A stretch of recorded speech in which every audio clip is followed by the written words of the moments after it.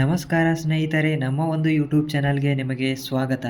ಸ್ನೇಹಿತರೆ, ಆಗಸ್ಟ್ 1ರಿಂದ PhonePe Google Pay ಬಳಕೆದಾರರಿಗೆ ಹೊಸ ನಿಯಮಗಳನ್ನು ಜಾರಿಗೆ ತರಲಿದ್ದಾರೆ ಸ್ನೇಹಿತರೆ. ಹೌದು ಸ್ನೇಹಿತರೆ, ಆಗಸ್ಟ್ 1ರಿಂದ ಗೂಗಲ್ ಪೇ, ಫೋನ್ಪೇ, UPI ಮೂಲಕ ಪೇಮೆಂಟ್ ಮಾಡುವವರಿಗೆ ಹೊಸ ರೂಲ್ಸನ್ನು ತರಲಿದ್ದಾರೆ. ಏನಿದು ಟ್ರಾನ್ಸಾಕ್ಷನ್ ಲಿಮಿಟ್ ಅಂತ ನೋಡೋದಾದರೆ ಈ ಒಂದು ವಿಡಿಯೋನ ಸಂಪೂರ್ಣವಾಗಿ ನೋಡಿ.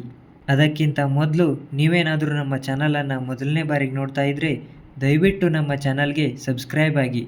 UPIನ ಹೊಸ ನಿಯಮಗಳು ಆಗಸ್ಟ್ 1ರಿಂದ ಜಾರಿಗೆಯಾಗಲಿದೆ ಸ್ನೇಹಿತರೆ.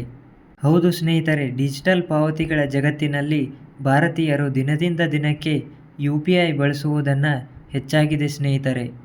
ಎಲ್ಲರೂ ಈಗ UPI ಮೂಲಕ ಪೇಮೆಂಟ್ಗಳನ್ನು ಮಾಡ್ತಾರೆ. ₹1 ಹಿಡಿದು ಎಲ್ಲರೂ UPI ಪೇಮೆಂಟನ್ನು ಬಳಸ್ತಾರೆ. ಇದು ತುಂಬಾ ಈಸಿ ಮೆಥಡ್. ಹಣ ಇಟ್ಕೊಂಡು ಓಡಾಡೋ ಅವಶ್ಯಕತೆಯೇ ಇರಲ್ಲ.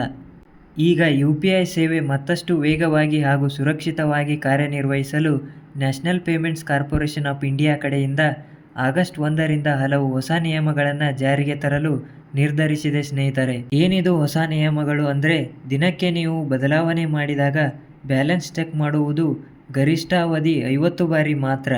ಪದೇ ಪದೇ ಬ್ಯಾಲೆನ್ಸ್ ಚೆಕ್ ಮಾಡೋ ನಿಮ್ಮ ಸ್ನೇಹಿತರಿಗೆ ಈ ಒಂದು ವಿಡಿಯೋನ ಶೇರ್ ಮಾಡಿ ಅಥವಾ ಈ ಒಂದು ಮಾಹಿತಿಯನ್ನು ನಿಮ್ಮ ಸ್ನೇಹಿತರಿಗೆ ತಿಳಿಸಿ.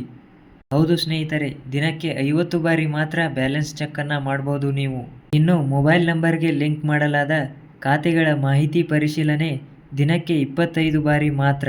ಯಾಕೆ ಈ ಒಂದು ನಿಯಮಗಳನ್ನು ತಂದಿದ್ದಾರೆ ಅಂದರೆ, ಪದೇ ಪದೇ ಚೆಕ್ ಮಾಡಿ ಸರ್ವರ್ ಮೇಲೆ ಒತ್ತಡ ಆಗಬಾರ್ದು ಅಂತ ಈ ಒಂದು ನಿಯಮಗಳನ್ನು ಜಾರಿಗೆ ತರಲಿದ್ದಾರೆ ಸ್ನೇಹಿತರೆ.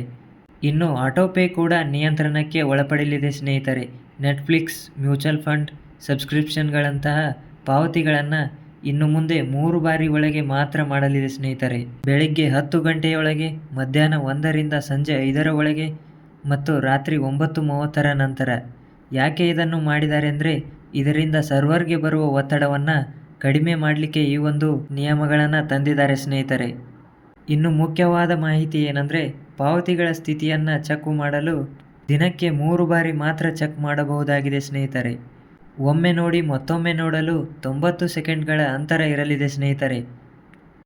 ಪೇಮೆಂಟ್ ರಿವರ್ಸಲ್ನಲ್ಲಿ 30 ದಿನಗಳ ಅವಧಿಯಲ್ಲಿ ಒಬ್ಬ ಬಳಕೆದಾರ ಕೇವಲ 10 ಬಾರಿ ಮಾತ್ರ ಈ ಸೇವೆಯನ್ನು ಬಳಸಬಹುದಾಗಿದೆ ಸ್ನೇಹಿತರೆ.